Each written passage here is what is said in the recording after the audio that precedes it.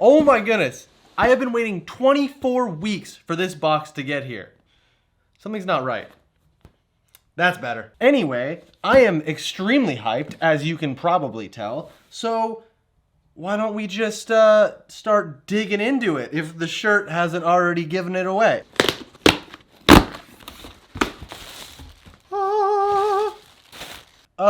Yes, please. Let's go. I don't think I've ever been more hyped for anything in my entire life. Like, my anticipation has just been going nuts. This was ordered in February, like middle of February, February 16th to be exact. And it's August 2nd now. So like almost half a year of just waiting. Well, isn't that nice? Oh, yay! I get another RF to EF adapter. That's actually much needed because they are sold out everywhere. This is way smaller than I thought it was gonna be. It's so tiny. It's just a little itty bitty, just baby cinema camera. Also, much heavier than I thought it was gonna be. This thing is solid. Absolutely beautiful Komodo 6K sensor. I am so insanely excited to start creating some magic with this camera. So I don't have my full rig yet for this camera. That's getting here later this week or early next week, but you'll probably still see it in this video here. It'll just take a little longer to come out. But anyway, I figured, why don't we just pop some batteries in here and use the accessories that I already have and just get this little thing set up before we go get some test footage. Got my little red batteries here, even though they're black. Those have a nice, like, click in there. That's kind of cool. We got our red batteries on our RED Komodo. Oh! Powering the red on for the first time. Isn't that just the coolest thing ever? So the crazy thing is, you don't actually need a monitor to run this camera at all. You could just use the top screen to record to, I guess. It's a really small screen. I wouldn't suggest doing it, but worst comes to worst, you could use it. I currently can't hook up my monitor because I'm waiting for an SDI cable because for some reason, it slipped my mind that you need an SDI cable to run an SDI monitor. And there we go. We have the R3D, which is the Red RAW codec, and then we have the ProRes. But I believe you have to restart the camera if you want to switch it over to ProRes. Honestly, I'm really liking how the buttons feel over here, and I'm pretty sure I'm probably going to end up using the buttons to control the settings way more than I'm going to actually use the touchscreen, because it's not a bad touchscreen, but it's definitely, it's a little bit slow, and I don't know if I'm just hitting it in the wrong spots, but it like takes a couple times for it to like acknowledge that I touched the screen. So why don't we attach the handle to this thing, because this is the one accessory that I pretty much had to get for it because it's just like the most usable thing ever. So basically it's a handle, but it's extremely versatile because you can mount, you can move it to whatever angle you want, but it has a start and stop record on the handle. So it's gonna make it super nice while you're filming to just bow, bow, bow, start and stop. Awesome. And there's no cables because it attaches with the accessory port underneath that plugs into the little top part there on the RED. There we go. Look at that. Very nice. Very nice. Very usable. There. And it works. The button works. We don't have a memory card in here right now, so it's not going to do anything. I guess we should probably pop a lens onto this sucker. This thing is surprisingly heavy. Like, I don't even have a lens on here yet, or a rig, and it's already like, it's pretty hefty. Like, this, it's hefty. Is this not just the coolest RF cap of all time? So there we go. We've got the RED Komodo rigged up with our 16 to 35 on here. I need to get a memory card though, so I can pop it in there and actually work it. Perfect. Got my little rugged case. Let's get a memory card popped in here using the Angelbird CFast 2.0 cards, the RED approved media, because I don't really want to put anything in here that's gonna do anything to the camera or just not work.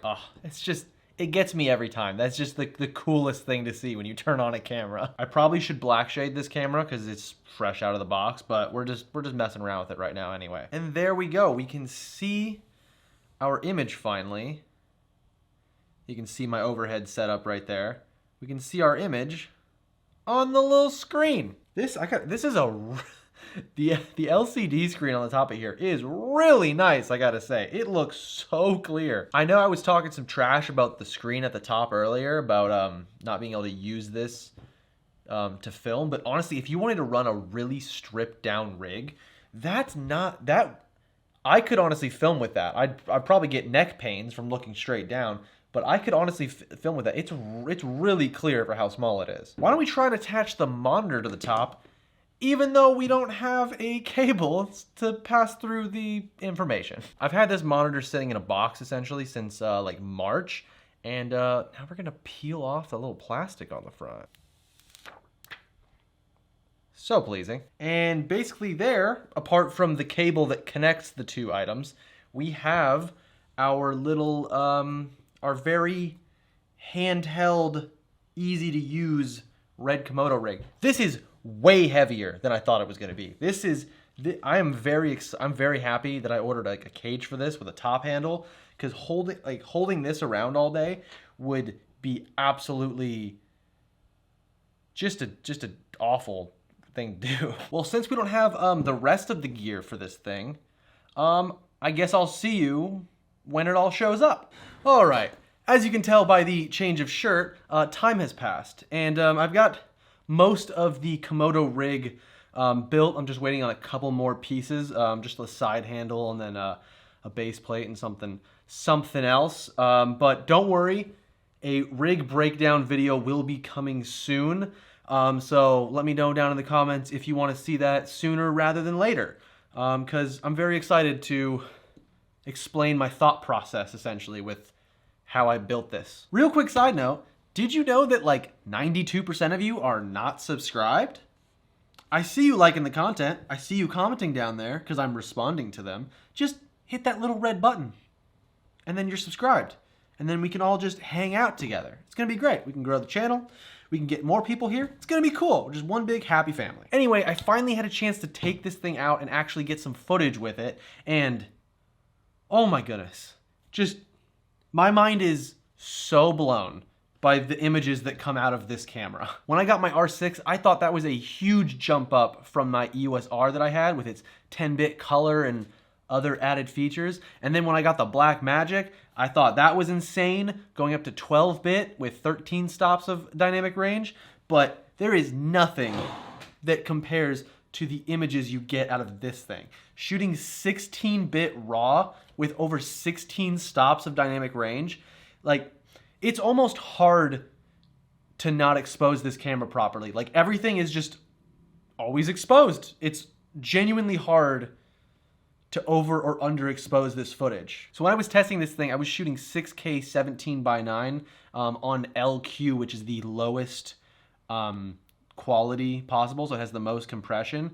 I'm pretty sure I'm not gonna notice a difference that much. I was just trying to kind of save card space, and even that, I only shot about 5 or 6 minutes worth of footage, and it was 108 gigabytes. So this thing is going to chew through hard drives, which is a bit of a downside, but also kind of expected when you're buying a RED that shoots 16-bit RAW. The first couple clips I shot, I was genuinely kind of worried as to like how it was going to get on, because when I was testing out the Blackmagic for the first time, there was a lot that was just not making that much sense to me because it was my first like cinema camera, and then this is like another level of cinema camera. But it was so easy to use. This thing is, it's mind-blowing just how simple this thing is to just run and work with and expose. There's these cool little traffic light thing, this little graph down in the corner, and it's little traffic lights. There's 3 at the top, 3 at the bottom. And basically, you just want to expose your image so that none of those lights are on. And if it's a super contrasty scene, try and get as few lights like ticked as possible, because that means you're clipping in those channels in either the shadows or the highlights. So I thought that was a very, very like smart and easy way just to be able to look at it and know that you're within the parameters, because you don't need to be like perfectly exposed because it's a RED and it saves all of like the metadata. So as long as you're not completely blown out in one area, you can pretty much get it all back. Definitely take your time to expose your image properly with this camera or any camera, but it's nice to have that latitude where you know, like, if these lights aren't on, I still have information there so I can get the shot.